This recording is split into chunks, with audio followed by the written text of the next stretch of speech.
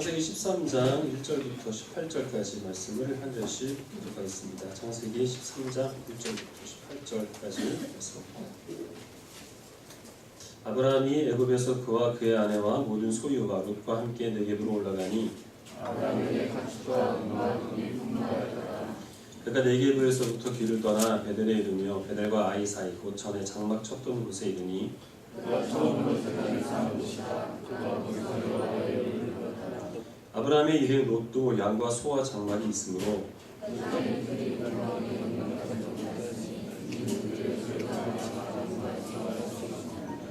그러므로 아브라함의 가축의 목자와 롯의 가축의 목자가 서로 다투고 또 가나안 사람과 브리스 사람도 그 땅에 거주하였는지라. 아브라함이 롯에게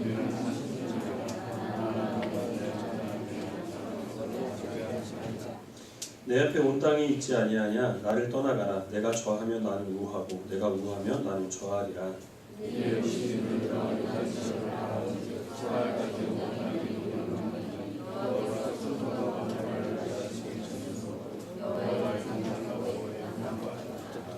그러므로 롯이 요단 온 지역을 택하고 동으로 옮기니 그들이 서로 떠난지라.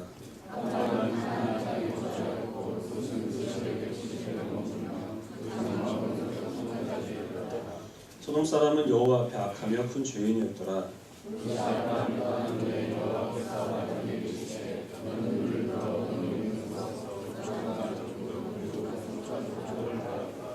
보이는 땅을 내가 너와 내 자손에게 주리니 영원히 이르리라.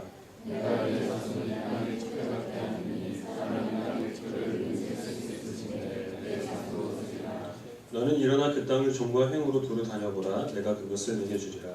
이 아브라함이 장막을 옮겨 헤브론에 있는 마을의 상수리 숲으로 이르러 거주하며 거기서 여호와를 위하여 제단을 쌓았다. 네, 이제 휴가철이죠. 자리가 좀 많이 비었네요. 휴가 가신 분들이 많이 계신 것 같고 9시에 이렇게 좀 많이 오시는데요. 네, 옛날 생각나서 좋습니다. 한 3, 4년 전만 해도 그렇죠. 네, 여러분들이 또 외부에 출타하시더라도 이제 잘 아시는 것처럼 주일은 꼭 어디서든지 본교회에서 꼭 예배를 드리는 게 유인가인 것은 아니지만 예배는 꼭 드리시고 주일을 잘 지키시기를 바라겠습니다. 지난 시간에 읽은 말씀에서는 아브라함이 애굽에 내려갔습니다. 기근을 피해서 내려갔는데 애굽 사람이 두려워서 자기의 아내 사라를 누이라고 속이는 일이 있었죠. 그것 때문에 바로에게 아브라함이 큰 책망을 받습니다. 그래서 이방인에게 망신을 당하고 거의 쫓겨나다시피 이집트를 나와야 했습니다. 아브라함이 이집트에서 나온 후에 원래 머물렀던 지역인 네게브 지역 그리고 또 처음 갔던 이 베델 그 지역을 다시 가면서 아브라함이 쌓았던 그 제단을 거기서 다시 쌓습니다. 여호와의 이름을 부르는데요.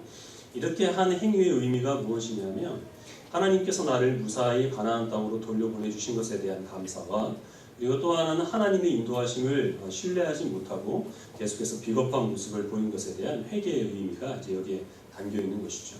그래서 처음 하나님께서 아브라함에게 가나안 땅으로 가라고 말씀하셨을 때 갈 바를 알지 못하고 그가 하나님의 뜻에 순종했던 그 믿음을 다시 회복시켜 주시기를 바라는 마음으로 제단을 쌓았던 겁니다. 그럼 이제 이것을 통해서 아브라함이 이전과는 전혀 다른 사람이 되었느냐? 그렇지 않고 사람은 쉽게 변화되지 않습니다. 아브라함은 나중에 다시 또 한 번 자기의 아내를 누이라고 속이는 그런 잘못을 이제 범하게 됩니다. 아브라함이 애굽에서 나올 때 바로에게 많은 선물을 받았죠. 그래서 원래 가지고 있었던 재물들도 있었지만 그걸로 인하여서 아브라함의 가축과 재산이 많이 불어나게 됐습니다. 그리고 지금까지 갈대아 우르에서 하나를 거쳐서 또 이집트 그리고 다시 가나안으로 돌아오는 동안에 아브라함은 혼자 있었던 것이 아니라 그 족과 롯과 함께 계속 동행하고 있었던 중이었고 그 롯도 얼마간의 또 재물이 이제 있었던 거죠.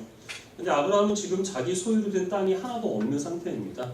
그렇기 때문에 그 모든 가축들을 수용할 만한 공간이 없어서 아브라함의 종과 롯의 종 사이에서 다툼이 일어났던 겁니다. 이 땅은 우리 양을 먹여야 되니까 네가 물러가라. 아니다. 여기는 우리가 먼저 왔다.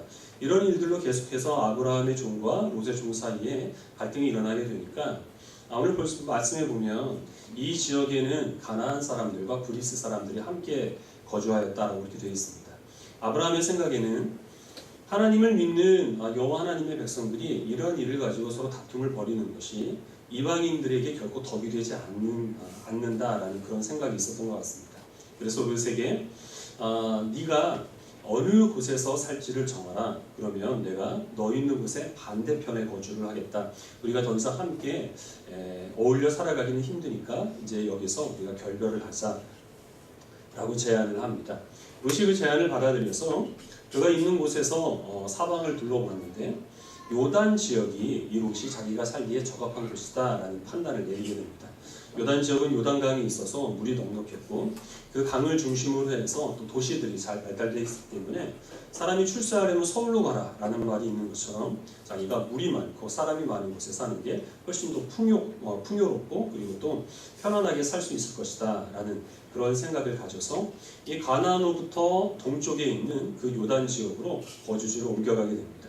그리고 점점 더 이제 동쪽으로 가면서 결국에는 이 소돔 땅에 자리를 잡게 되는데 이 소돔 땅은 오늘 본문에서 말씀하신 바와 같이 다른 가나안의 많은 지역보다 훨씬 더 죄로 타락한 이제 그런 지역이었습니다.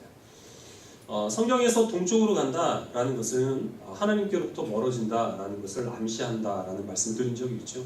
아담이 범죄한 후에 가인이 범죄한 후에 에덴 동쪽으로 거주지로 옮기게 되는데 그것은 바로 하나님께로부터 멀어진다라는 뜻을 갖고 있습니다.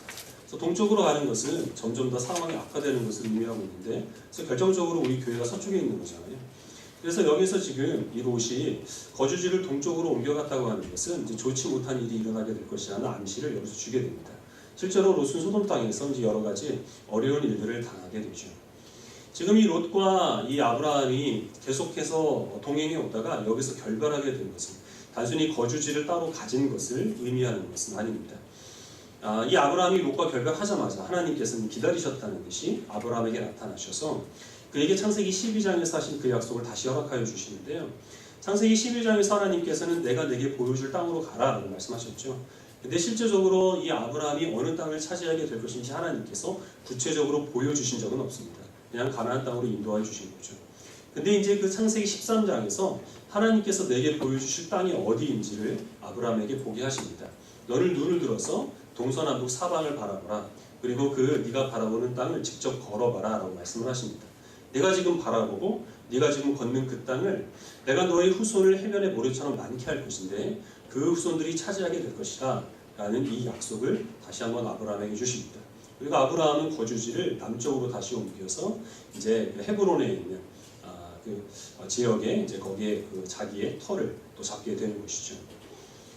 지금 하나님께서 롯과 아브라함이 결별하자마자 아브라함에게 나타나셔서 그에게 처음 주셨던 약속을 다시 새롭게 하신 것은 하나님께서 아브라함에게 주신 내가 너로 큰 민족의 조상이 되게 할 것이고 그 나라는 복의 근원이 될 것이다 라는 이 약속의 범위가 롯에게는 제외된다라는 것입니다. 오직 아브라함의 후손에게만 이 약속이 허락될 것이다 라는 그런 의미에서 롯과 결별하자마자 하나님께서는 아브라함에게 이 약속을 주신 겁니다. 하나님께서 그의 백성을 선택하실 때는 바로 롯이 아닌 오직 아브라함만 그 선택된 택함받은 주의 백성이 될 것이라 라고 그에게 말씀하셨다는 거죠. 이것은 구원을 받느냐 못 받느냐, 천국 가느냐 지옥 가느냐 그 문제가 아닙니다. 하나님께서 아브라함을 선택하실 때 내가 너로 인하여서 너를 복의 근원 삼아서 모든 민족이 너로 말미암아 복을 얻게 하겠다, 구원을 얻게 하겠다라는 그 계획을 말씀하셨기 때문에 이 아브라함을 선택하셨다라는 그 말씀은 구원에 대한 문제가 아니라 그 구원을 이루기 위해서 하나님께서 이 세상 가운데 먼저 세우실 하나님의 나라의 조상은 바로 롯이 아닌 아브라함, 네가 될 것이다 라는 그 말씀을 하신 겁니다. 물론 아브라함이 그것을 지금 바라고 그리고서 이 롯과 결별을 지금 여기에서 꾀한 것은 분명히 아니죠. 그리고 롯도 자기가 하나님께 택함받지 못할 것을 알아서 그래서 거주지를 가나안 땅이 아니라 소돔 땅으로 옮긴 것도 분명히 아닙니다. 하나님께서 먼저 아브라함을 선택하셨고 그리고 또한 하나님의 그 주권이 이들이 그 계획하고 결정하는 것에 이제 우선된 것입니다. 그런데 하나님의 주권과 섭리는 신비한 것이어서 하나님께서 어떤 사람을 선택하실 때는 그 사람이 선택받을 당시에는 선택받지 못한 사람과 거의 같은 모습입니다. 왜냐하면 하나님이 선택하시는 기준은 그 사람의 됨됨이에 있는 것이 아니라 하나님의 주권에 달린 것이기 때문입니다.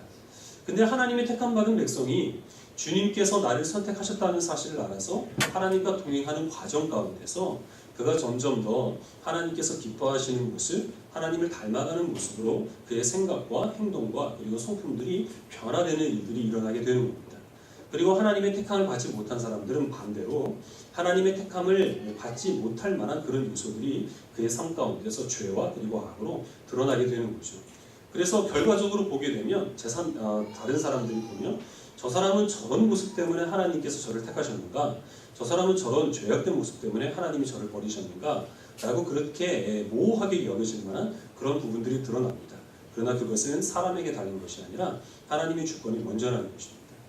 지금 아브라함은 자신이 롯의 이 하나님께서 나에게 주실 그 복에게서 떨어져 나가라고 롯을 따돌리려고 나와 네가 함께 있을 수가 없다, 결별하자, 이렇게 말하는 것도 분명히 아니고, 또 마찬가지로 그래서 소돔 땅을 택한 것도 아니지만, 그러나 우리들은 이러한 모습들을 통하여서 하나님께서 롯이 아닌 아브라함을 선택하셨기 때문에 우리는 롯의 길이 아니라 아브라함의 길로 걷는 것이 택함받은 우리들에게 하나님께서 원하시는 삶의 모습이라는 그런 가르침을 본문을 통해서 받을 수가 있는 것입니다. 어떤 부분이냐면, 지금 이 롯과 아브라함이 오늘 본문에서 지극히 대조적인 모습을 보이는 부분이 있는데, 어떤 말씀이 있냐면 그것은 바라보았다라고 하는 행위입니다. 롯의 경우에는 아브라함이 선택권을 주었을 때 그 선택권을 가지고 자기가 편안하게 살만한 곳, 자기가 지금 아브라함과 함께 있는 것보다는 훨씬 더 풍족하게 살아갈 곳을 자기 스스로 보고 그리고 그것을 좋게 여겨서 그것을 선택을 합니다. 근데 아브라함의 경우에는 그렇지 않죠. 자기가 보고서 이 땅을 선택한 것이 아니라 롯에게 그 선택권을 포기한 다음, 양도한 다음 하나님께서 내 눈을 들어 사방을 바라보라 라고 말씀하신 하나님이 보여주신 곳을 보게 됩니다. 그리고 그 땅을 자기가 취한 것이 아니라 하나님께 그 땅을 허락받은 것이죠. 이것이 바로 롯과 아브라함 사이의 근본적인 차이점입니다. 그리고서 이런 차이점이 있기 때문에 어떤 일이 일어나게 되느냐 하면, 아브라함의 경우에는 우리가 다투는 것이 이방 사람들이 보기엔 덕이 되지 않는다라고 여겨서 결별을 결심하게 되고, 이왕에 결별하게 될 바에야 그 어떤 선택권에 대해서는 내가 그것을 가질 것이 아니라 비록 나이가 어리고 족하지만 그를 존중하는 입장에서 그 선택권을 포기하는 것으로 이 선택받은 아브라함의 그 모습들이 드러나게 된다고 하는 것이죠. 하나님께서 택하신 주의 백성들은 바로 이런 아브라함의 모습들이 우리의 삶 가운데서 우리도 모르는 사이에 드러날 수밖에 없습니다. 어떤 부분이냐면, 우리에게 어떤 일을 행사할 수 있는 그런 권리가 있지만 우리가 그것을 행사하지 아니하고 하나님의 때를 기다리면서 기쁜 마음으로 그것을 내려놓을 수 있는 그런 마음을 우리들은 하나님의 은혜 가운데서 얻게 되는 것이죠. 이것 또한 우리들은 얼마든지 다투어서 빼앗을 수 있지만, 그러나 그렇게 하지 않고 다른 사람들을 존중하는 입장에서 우리의 그 기회를 다른 사람들에게 즐거운 마음으로 넘길 수 있는 그런 마음들도 우리가 품을 수 있습니다. 우리들은 또한 세상 사람들과 다르기 때문에 우리가 보기에 좋아 보이는 것들, 나에게 이것이 유익이 되는 것들, 그것을 취하기 위해서 수고하는 인생이 아니라 하나님께서 내게 보여주시는 것을 이상으로 삼고 그것을 소망으로 하며 살아가는 것이 바로 롯과 다른 아브라함의 길을 따르는 택함받은 우리 모든 주의 백성들에게 하나님께서 원하시는 삶의 모습입니다. 근데 문제는 이렇게 살아가기 위해서 하나님께서는 우리들에게 우리의 삶 가운데서 많은 부분에서 포기를 요구하신다는 것입니다. 이러한 것을 자신의 삶 가운데서 잘 보여준 인물이 사무엘상 24장에 있는 다윗인데요. 사무엘상 24장 1절부터 7절을 같이 교독하겠습니다.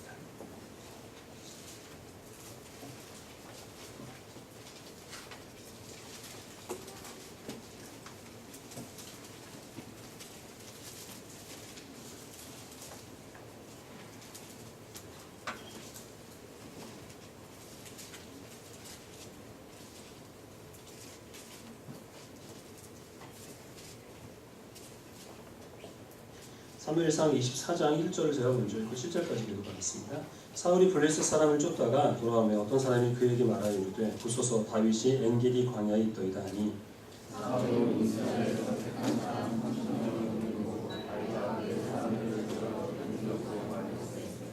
길가 양이 우리에 이른즉 굴이 있는지라 사울이 뒤를 보러 들어가니라 다윗과 그의 사람들이 그 굴 깊은 곳에 있더니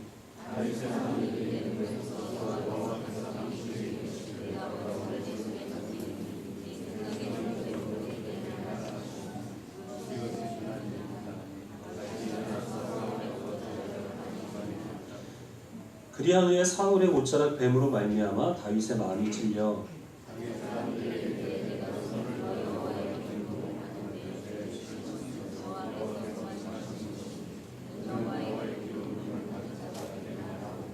마치겠습니다. 다윗이 이 말로 자기 사람들을 금하여 사울을 해하지 못하게 하니라. 사울이 일어나 굴에서 나가 자기 길을 간다. 사울이 다윗을 라이벌로 여기죠. 자기 왕위를 위협하는 그런 이제 위험 인물로 여겨서 틈만 나면 다윗을 죽이려고 합니다. 근데 어떤 사람이 다윗이 부하들과 함께 엔게디 광야에 숨어 있다라는 그런 이야기를 듣고 사울이 군사를 이끌고 출동합니다. 그런데 갑자기 이제 배탈이 나서 사울이 어떤 굴 속에 들어갑니다. 그리고 이제 왕의 그 무거운 옷을 묻을까봐 한쪽에 잘 벗어놓고 이제 거기에서 일을 보고 있는데요. 하필이면 이제 그 굴이 다윗과 그의 부하들이 숨어있던 굴이었습니다. 다윗과 이 부하들은 어떤 마음이었을까요? 통풍도 잘 안 되는데 자기네들이 숨어있는 그 굴에 들어와서 그러고 있으니까 정말 죽이고 싶었겠죠. 그래서 다윗의 부하들이 다윗에게 하나님께서 우리들에게 사울을 죽일 수 있는 좋은 기회를 주셨습니다. 우리가 사울을 여기서 처치합시다. 이렇게 얘기를 합니다. 그렇게 하면 다윗은 더 이상 도망가지 않아도 되고 그리고 또 하나님께서 기름 부으신 대로 왕이 될 수 있는 기회도 훨씬 더 빨리 얻을 수가 있게 되겠죠. 그런데 다윗은 사울을 죽이지 않습니다. 멀찌감치 벗어놓은 그 옷자락만 살짝 빼고 그것까지 양심에 찔려합니다. 다윗이 사울을 죽이지 않은 이유는 하나님께서 그를 왕으로 기름 부으셔서 그가 지금 왕의 일을 행하고 있는데 내가 그를 죽임으로 인하여서 하나님께서 인정하신 것을 부정할 수가 없다라는 그런 것이었습니다. 그리고 하나님께서 나를 왕으로 기름 부으셨다면 그것이 나의 자격과 능력으로 된 것이 아니기 때문에 하나님께서 반드시 선한 방법으로 나를 이스라엘의 왕이 되게 하실 것이기 때문에 나는 여기에서 사울을 죽일 이유가 없다라는 것이죠. 그래서 다윗은 누가 여기에서 다윗이 사울을 죽인다고 해도 그를 비난한 사람이 없지만 그럼에도 불구하고 그 기회를 포기합니다. 그럼으로써 다윗이 얻게 된 것이 무엇이냐면 더 처절하게 도망을 다녀야 돼.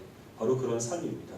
하지만 오랜 세월이 지나서 하나님께서는 약속하신 대로 다윗을 이스라엘 백성의 왕으로 올려주셨고 만약에 이 동굴에서 다윗이 사울을 죽였다고 한다면 다윗은 유다의 왕밖에는 되지 못했을 겁니다.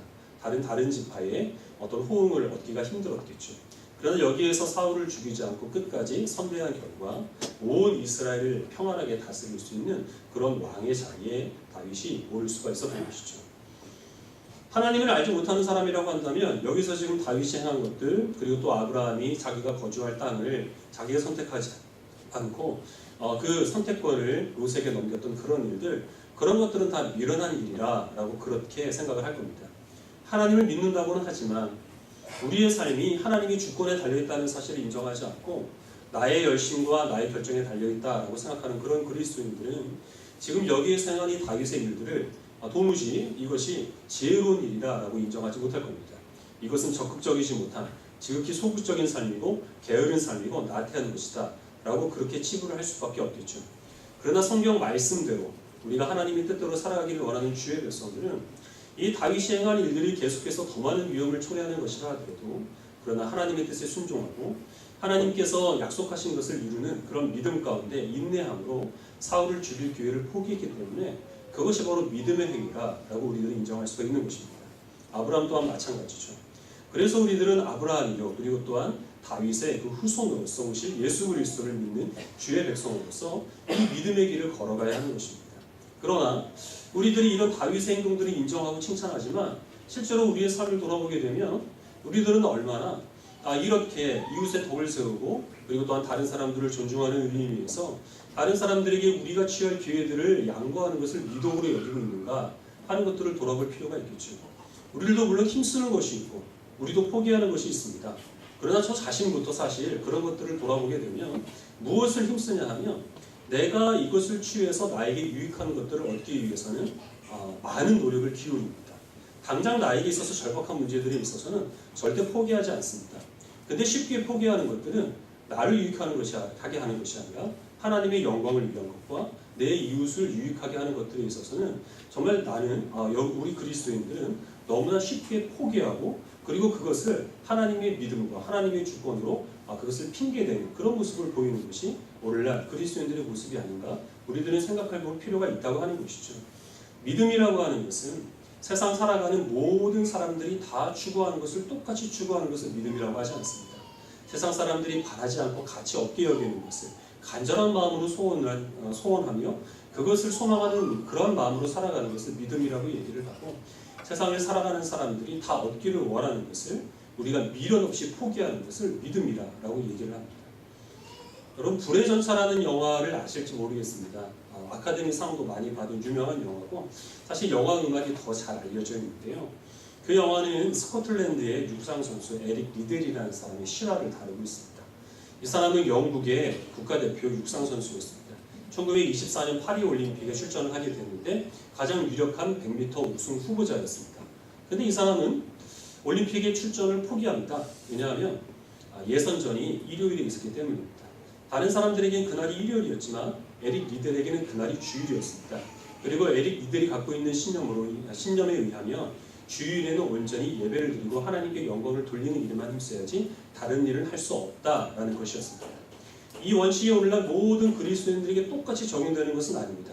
주일 성소라고 하는 그 범위는 오늘날 주일은 안식일이 아니기 때문에 각자 믿음의 분량에 맞게 지켜나가는 것이죠.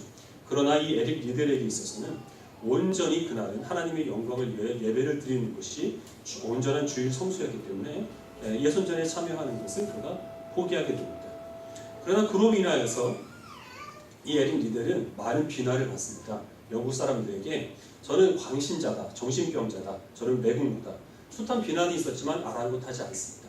하지만 별 기대 없이 출전했던 400m에서는 그가 금메달을 따므로 그가 100m에 출전하는 것을 포기했던 보상을 받게 됩니다. 나중에 그가 고백하기를 100m는 내 힘으로 달렸지만 나머지 300m는 하나님께서 달리셨다라는 그런 고백을 한 적이 있습니다. 이 사람이 육상 선수에서 은퇴를 한 후에 금메달 리스트로서의 엘리트로 그 보장돼 전도 유망한 길을 그가 포기를 하고 그는 한참 2차 대전 전쟁 중이던 중국으로 선교사로 그가 자원해서 파송을 받게 됩니다. 그때도 많은 사람들이 그를 미쳤다라고 얘기를 했습니다. 그리고 많은 사람들의 우려와 같이 그는 그 중국을 점령하고 있던 일본군에 의해서 감옥에 갇히게 되고 그리고 거기에서 42세의 나이로 순교를 하게 되었습니다. 최후 엘리트로서의 전도 유망한 길을 포기한 결과 하나님께서 그에게 허락하여 주신 것은 젊은 나이에 순교를 하게 되는 것이었습니다. 그러나 이 모든 일이 지나고 난 후에 오늘날 그의 삶을 돌아보게 되면 그가 만약에 100m 금메달을 포기하지 않았더라면 그리고 또한 그가 전도 유망한 체육인으로서의 그 길을 포기하지 않았더라면 그는 올림픽의 영웅으로 남았을 겁니다. 사람들에게 기억은 됐겠지만 그것이 얼마나 오래 가겠습니까? 올림픽 영웅은 4년마다 한 번씩 나옵니다. 그러나 그가 그 모든 것들을 포기한 결과 그의 그 무덤에 세워진 비석에는 이런 문구가 쓰여지게 되는데 하나님의 영웅 에릭 리델이 여기 잠들다라는 것이었습니다.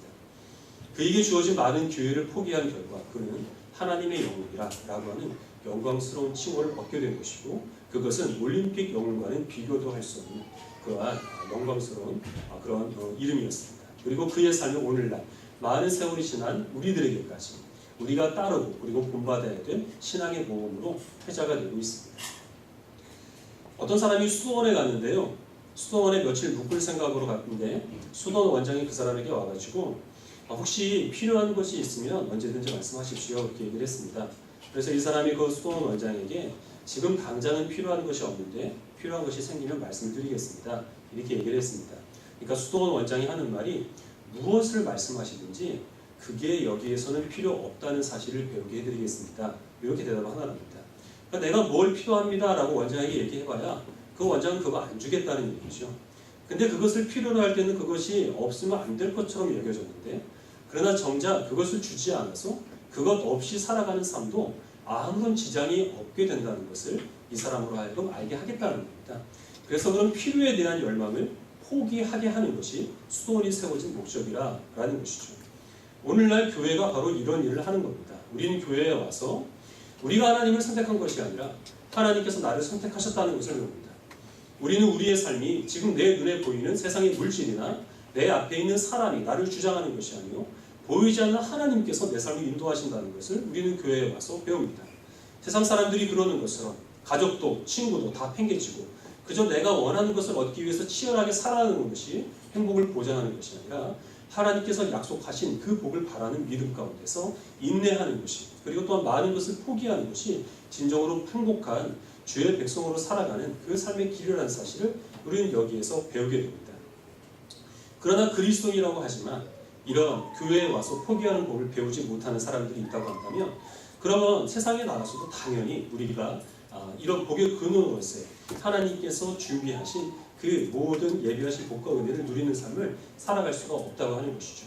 주의를 지키지 않는 성도, 주의를 지킨다 하더라도 예배드리는 중에 계속해서 내가 해야 될 일들, 내가 만나야 될 사람들, 그것에 정신을 빼앗겨서 하나님께서 우리에게 허락하신 그 말씀에 집중하지 못하는 사람들, 주의를 온전히 지키는 것은 저마다 각자 믿음의 분량에 달린 것이지만 당연히 우리가 말씀으로 인하여서 하나님께 양육을 받아야 하고 지체끼리서 교제하고 섬기며 내게 주신 은사에 따라서 주의 몸된 교회를 위해 헌신하는 이런 것들에 힘쓰지 않는 그런 성도들이 세상에 나아가서 하나님께서 포기하라 하고 말씀하신 그 부분에 대해서 포기하는 법을 배우게 된다는 것은, 그것은 어불성설이라고 하는 것이죠. 우리는 교회에 와서 내가 죄인이었을 때 예수님께서 나의 죄를 위해 십자가에 못 박혀 죽으셨다는 사실을 배우고 그것을 또한 찬송을 합니다. 그렇기 때문에 내가 하나님께 죄인이었던 입장과 같이 이제는 나에게 있어서 죄인 된 사람들이 있습니다. 나에게 잘못하는 사람이 있고 못마땅한 사람들이 있습니다. 그러나 그런 사람들을 우리는 예수 그리스도의 그 마음으로 용납하고 용서하며 그를 포용하는 그런 법을 우리는 당연히 교회에서 배워야 합니다. 그래야만 세상에 나아가서도 우리들이 예수 그리스도의 그 성품을 가지고 주님께서 우리에게 베풀어 주신 사랑을 나눠주는데 힘쓸 수가 있다고 하는 것이죠. 근데 교회에 와서 우리가 그 일에 힘쓰지 못한다고 한다면 사실상 우리들은 다윗의 길이 아니라 사울이 지금 약점을 보이고 있으니까 그 뒷뒤에다가 이 틈을 타서 칼을 꼽자고 하는 그런 다윗의 부하의 악행을 우리가 다시 반복하게 된다는 것을 우리는 기억할 필요가 있습니다. 말씀을 한 구절만 더 살펴보고 말씀 맺도록 하겠습니다. 베드로전서 5장 6절입니다.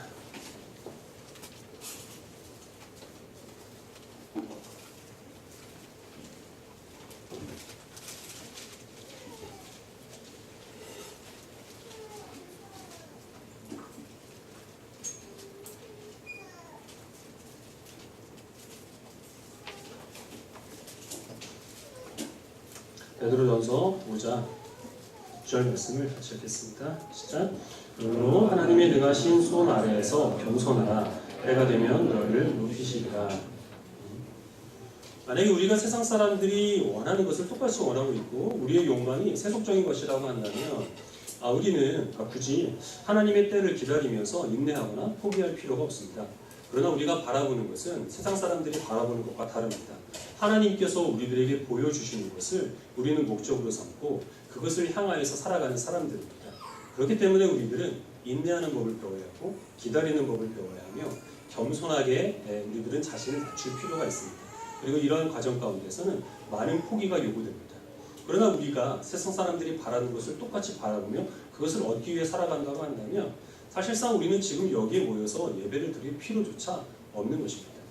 우리는 세상 아래에 있는 사람들이 아니라 하나님의 전능하신 손 아래에 있는 사람들입니다. 하나님께서 우리를 높이실 것이고 주님께서 우리를 채우실 겁니다.